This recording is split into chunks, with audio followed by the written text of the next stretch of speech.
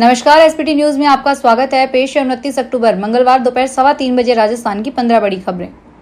सबसे पहले एक नजर डालते हैं आज की हेडलाइंस पर। पीएम मोदी ने 51,000 कैंडिडेट्स को सौंपे ज्वाइनिंग लेटर। रोजगार मेला में वीडियो कॉन्फ्रेंसिंग के जरिए किया संबोधित। भव्य होगा अयोध्या का दीपोत्सव। गिनीज वर्ल्ड रिकॉर्ड्स की 30 सदस्यीय टीम करेगी दीपों की गिनती। हेलमेट पहनने पर केंद्र सरकार का सख्त एक्शन।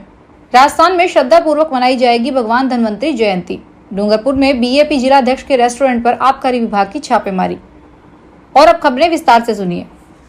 प्रधानमंत्री नरेंद्र मोदी ने आज धनतेरस के अवसर पर हजारों उम्मीदवारों को उनके नियुक्ति पत्र यानी ज्वाइनिंग लेटर सौंपे हैं। जी हां, पीएम मोदी ने वीडियो कॉन्फ्रेंसिंग के जरिए रोजगार मेले में 51,000 से अधिक चयनित युवाओं को ज्वाइनिंग लेटर वितरित किए, जो अब सरकार के विभिन्न मंत्रालय और विभागों में कार्य करेंगे। देश भर के 40 से अधिक स्थानों पर आयोजित इस रोजगार मेले में युवाओं को सरकारी नौकरी में नियुक्ति के अवसर प्रदान किए गए हैं। इस दौरान पीएम मोदी ने रोजगार मेला को संबोधित करते हुए सभी को धनतेरस की शुभकामनाएं दी और इस बार की दिवाली को खास बताया। उन्होंने कहा कि 500 वर्षों के बाद भगवान श्री राम अयोध्या के अपने भव्य मंदिर में विराजमान है और यह पहली दिवाली विशेष महत्व रखती है। केंद्र सरकार की रोजगार मेला पहल के तहत बीते 2 वर्षों में लाखों युवाओं को सरकारी विभागों और मंत्रालयों में रोजगार के अवसर मिले हैं। अयोध्या में होने जा रहे भव्य दीपोत्सव की तैयारियां पिछले काफी समय से चल रही है। अब इस कार्यक्रम को लेकर एक बड़ी जानकारी सामने आई है, जिसके मुताबिक अयोध्या में इस बार डॉक्टर राम मनोहर लोहिया अवध विश्वविद्यालय के 30,000 वॉलंटियर्स एक दिया जलाकर नया रिकॉर्ड बनाने की तैयारी में हैं।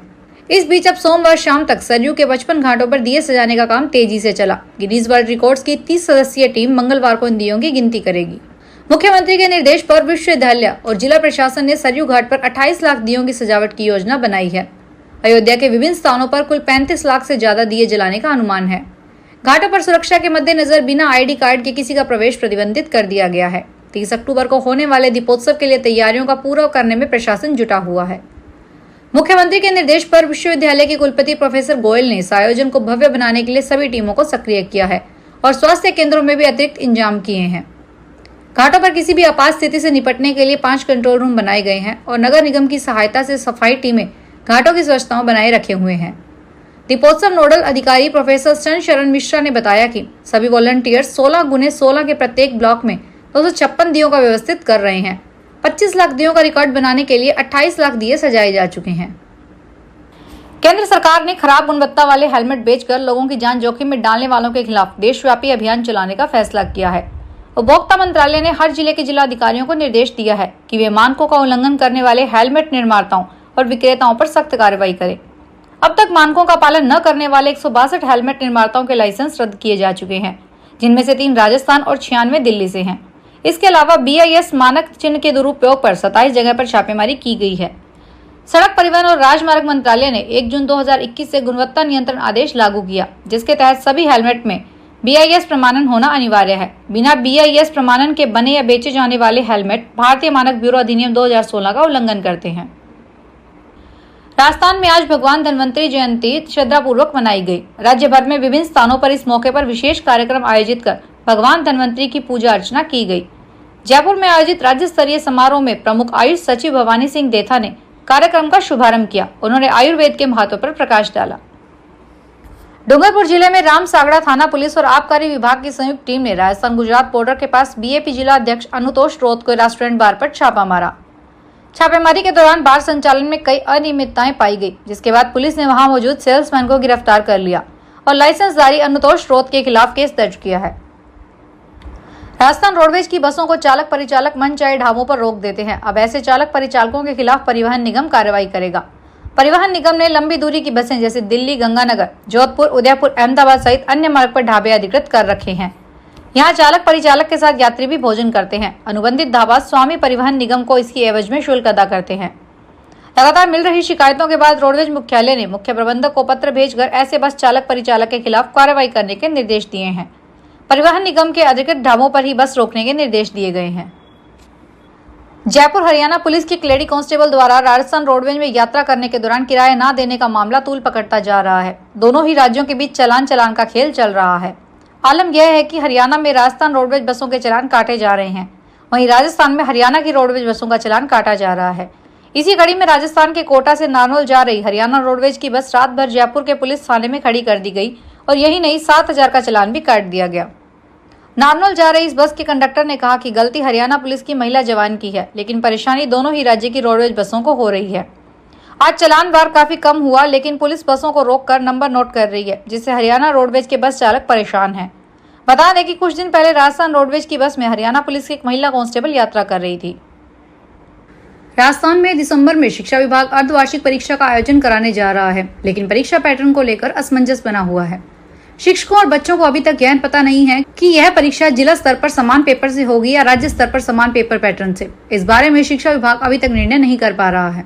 माध्यमिक शिक्षा निदेशक आशीष मोदी ने 6 सितंबर को आदेश निकाला था कि प्रदेश में 4 कक्षाएं 9वीं, 10वीं, 11वीं व 12वीं की अर्धवार्षिक परीक्षा और 2 कक्षाएं 9वीं व 11वीं की वार्षिक परीक्षा का एक साथ समान टाइम टेबल से समान पेपर से पूरे प्रदेश में कराई जाएगी। अब तक यह परीक्षाएं जिला स्तर पर जिला समान प्रश्न पत्र योजना के तहत कराई जा रही है, लेकिन इस बार इनको राज्य स्तर पर कराने का आदेश जारी हुआ है, लेकिन अभी तक विभाग ने कोई तैयारी नहीं की है। नागौर जिले के खींवसर विधानसभा सीट पर उपचुनाव को लेकर सोशल मीडिया पर राजनीतिक कमेंट शेयर करने के मामले में टिगाना उपखंड के एक सरकारी स्कूल के व्याख्याता भैरा राम का मुख्यालय बदल दिया है। शिकायत मिलने पर जिला निर्वाचन अधिकारी अरुण कुमार पुरोहित ने टिगाना एसडीएम को जांच सौंपी है।